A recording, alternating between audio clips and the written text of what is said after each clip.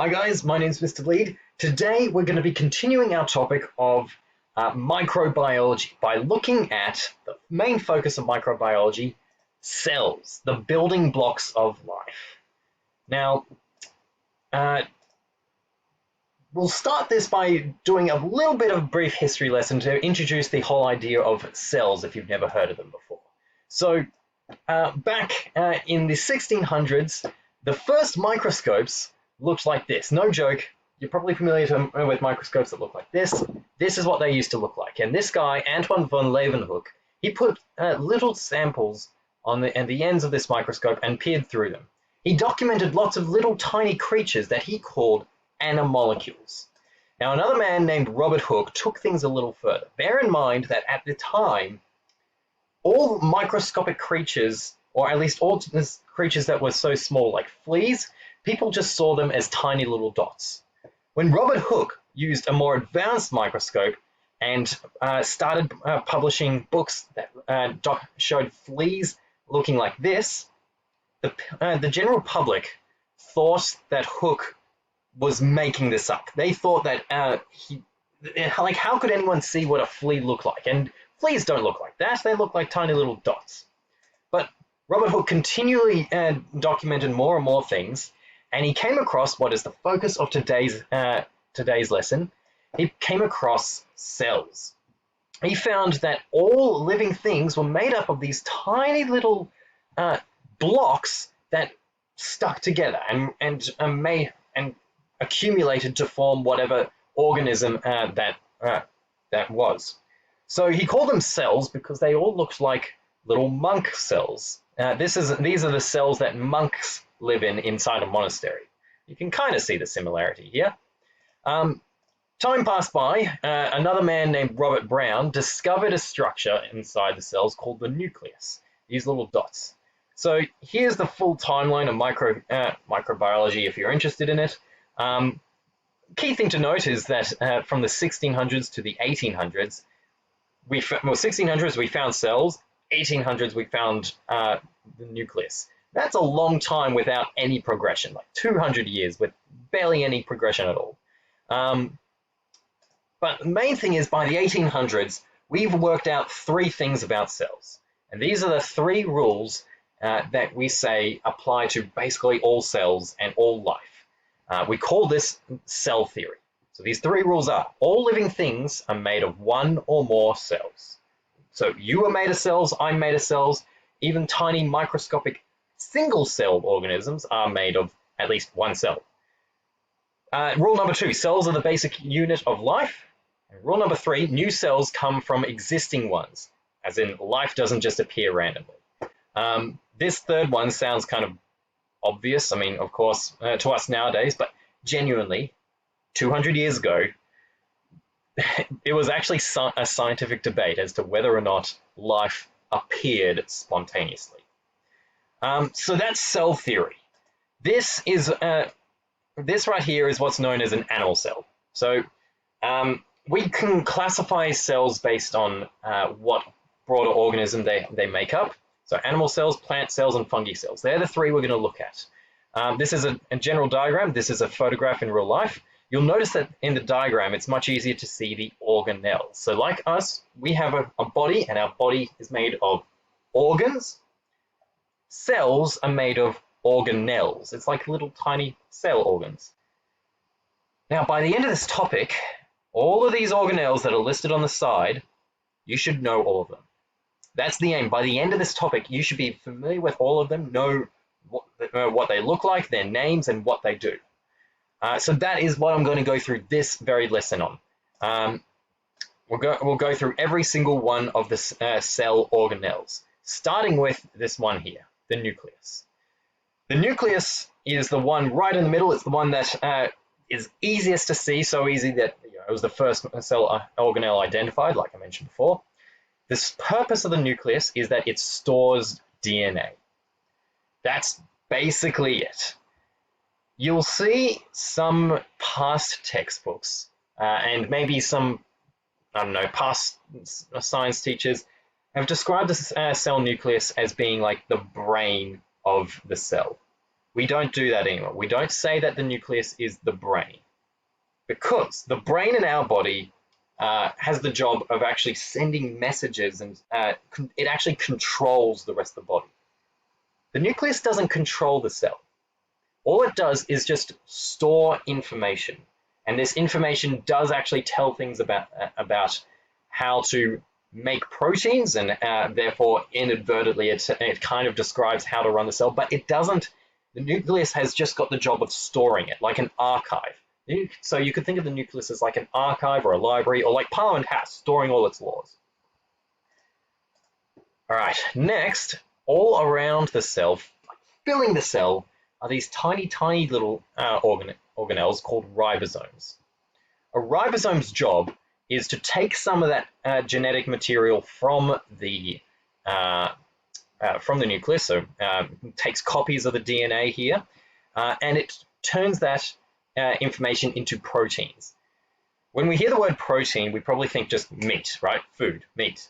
Proteins, though, on the microscopic level, are a bit different. So the animation you're seeing in front of you right now is a representation of what proteins actually look like on the microscopic level. Yes, protein is associated with meat, but what proteins really are is that proteins are like tiny little microscopic machines. You have little microscopic machines like this in your body, proteins in your body that are doing things like this right now. And each of these little bumps here, that's about the size of an atom.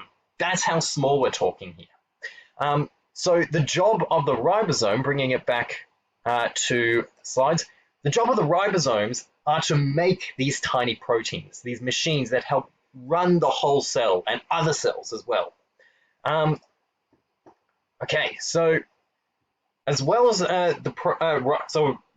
organelles we've covered so far, we've got the nucleus, we've covered ribosomes. Now we've got the endoplasmic reticulum. There's the rough endoplasmic reticulum, which is just covered in ribosomes, and there's the smooth endoplasmic reticulum, which is not. That's the only difference between the two, whether it's got lots of spotty little ribosomes around it or not. So this one has spotty ribosomes, this one doesn't. Anyway, all they do, these guys, have the job of being a transport channel for those proteins, those little machines that the ribosomes make. All right. Now, next, the Golgi body. This guy sits, there's one guy in one Golgi body per cell generally, and their job is to package the proteins. They surround proteins with those little machines with little membranes so they can be sent outside the cell to other cells or to elsewhere in the body. All right, moving on. Next one, the lysosome. The job of the lysosome is, it's kind of like the self-destruct button of the cell. No joke. Sometimes when the cell is sick or knows it's infected, it's got to kill itself. And the way it does that is it tells the lysosome, hey, you've got to do something, man. And the lysosome releases lots of digestive enzymes. It releases lots of toxic waste that breaks down the cell. The lysosome not only just helps kill the cell itself, it can also help break down any actual toxins that actually make its way in. So first priority is to try and save the cell. If that doesn't work, then it's got to kill the cell. All right, next organelle, the plasma or the cell membrane. You can call it either or. This guy surrounds the cell and basically holds everything in place. Simple enough, but it's a very vital job. It also has the job of passing in, and it's very selective. It has these special tunnels in it that makes sure it passes in what it wants and stops what it doesn't want. All right, next, the vacuole. So the vacuole is like big vacuums, big empty chambers inside the cell. And the vacuole has the job of storing water, waste, and chemicals. So there's a bunch of them here in this animal cell here. All right, next, the mitochondria. This one you might have heard before, no pun intended. So the mitochondria's job is to make energy. It takes food and oxygen, combines those, and produces energy. Some have quoted it. You'll hear other science teachers use this phrase, and the internet even loves this phrase. The mitochondria is often referred to as the powerhouse of the cell. Don't say that on a test, though, but It's the part of the cell that gives all the energy. All right, next, the cytoplasm. That's just the jelly-like fluid that holds everything in the cell and holds it all together. All right, so that's the cytoplasm. And that's about it in terms of all the parts of a plant, of an animal cell. Make sure you take the time to go through each of them so that you become more familiar with all of them together. But animal cells and plant cells are two separate things, and plant cells are actually, in some ways, quite different to animal cells. The three differences they have are these three here. Plant cells have vacuoles like animal cells, but the vacuoles are usually really big. They also have cell walls and chloroplasts. So to go into more detail about those last two. So a plant cell has a cell membrane, just like an animal cell. That's the thing that traps it and encases everything in the cell. But the plant cell also has a cell wall. That's a much more rigid structure surrounding the cell membrane. It gives strength and structure. It protects the cell. Plant cells also have chloroplasts, because what can plants do that animals can't? Plants can photosynthesize, and that's what chloroplasts do. They take in sunlight and they trap the energy from that, they collect energy from sunlight. They also and they use that energy to make glucose or to make food. They are also filled with chlorophyll. That's another word you'll need to know. All right, and finally, fungal cells. Move this up here. Fungal cells have bits of both of plant and animal cells.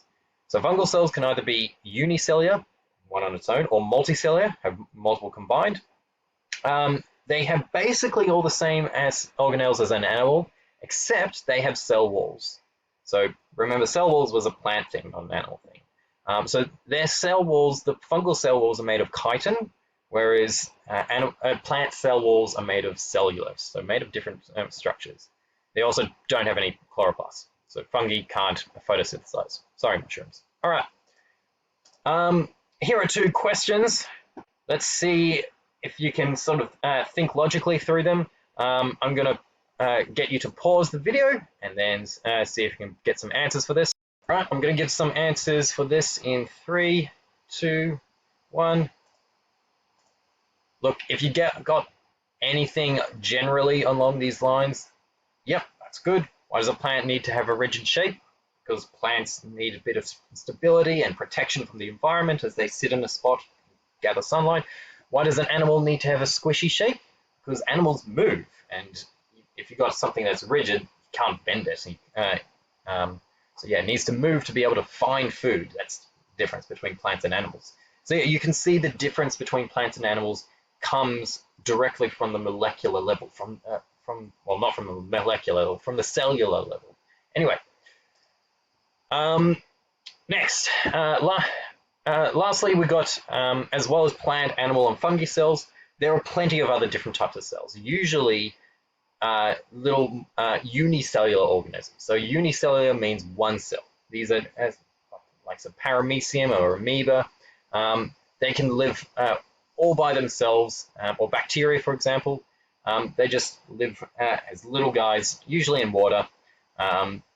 There's two main types, Monera, which include bacteria, have less organelles, and protozoa, which include amoeba, have more organelles.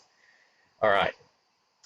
Last main thing you should know about cells is how they grow and how you get more cells. The main way this happens, is through a process called mitosis. Mitosis is what we call the process of one cell splitting into two. Okay, you've probably seen animations of that before. If you're just a little amoeba and you want to make another amoeba, that's what you do. But if you are cells inside a body, and I don't know, your body gets a scratch or you get hurt, for your body to repair itself, your body will undergo mitosis, and will have lots of little cells splitting apart to fix the areas. Okay, so that's cells, guys, and that's all the cell organelles.